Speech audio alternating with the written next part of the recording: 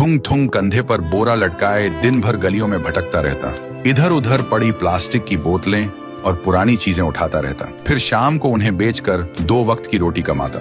थुंग थुंग अपनी बीवी और बच्चे के साथ एक टूटी हुई झोपड़ी में रहता था।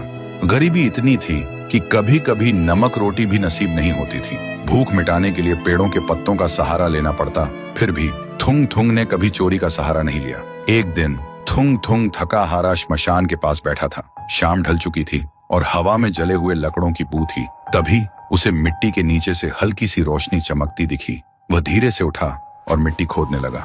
कुछ ही देर में उसे जमीन के अंदर से एक पुराना सा लोहे का घंटी वाला दिया मिला। जैसे ही उसने उसे उठाया, एक भारी आवाज गूंजी, जो भी इस दिए को जगाएगा उसकी हर इच्छा पूरी होगी, लेकिन बदले में उसकी सबसे प्यारी चीज चली जाएगी। थुंग थुंग का दिल जोर जोर से धड़कने लगा। वह मन ही मन सोचने लगा, सबसे प्यारी चीज मतलब क्या? वह घर लौटा और बीवी को सब बताया। बीवी ने ध्यान से सुना। उसकी आंखों में डर भी था और थोड़ी सी उम्मीद भी। फिर बोली, 3 दिन से बच्चा भूखा है, क्यों ना पहले खाना मांग ले।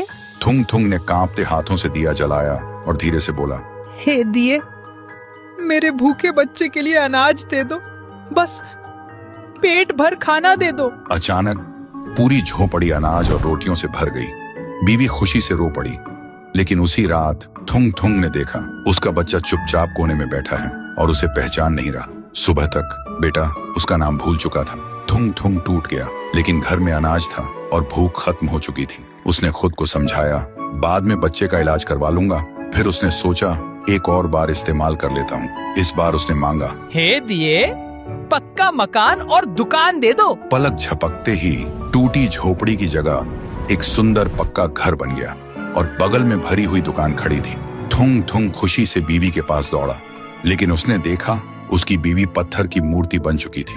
थुंग थुंग चीखता रहा, रोता रहा और कोने में रखा वह दिया हंसता रहा, क्योंकि शर्त वही थी, हर बार सबसे प्यारी चीज खोना। अब थुंग थुंग के पास बड़ा घर था, पर वह पूरी तरह अकेला पड़ गया था। वह रोते हुए पत्थर बनी बीवी को गले लगाकर बोला, मुझे ये अमीरी जिंदगी नहीं चाहिए।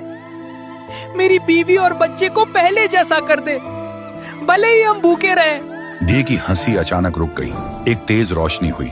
जब रोशनी हटी, न पक्का घर था न अनाज का ढेर। फिर वही पुरानी टूटी हुई झोपड़ी थी, लेकिन सामने उसका बच्चा खेल रहा था और बीवी मुस्कुरा रही थी। थुंग थुंग ने सुकून की सांस ली और उस मनहूस दिए को वापस श्मशान ले जाकर मिट्टी में हमेशा हमेशा के लिए दफना दिया।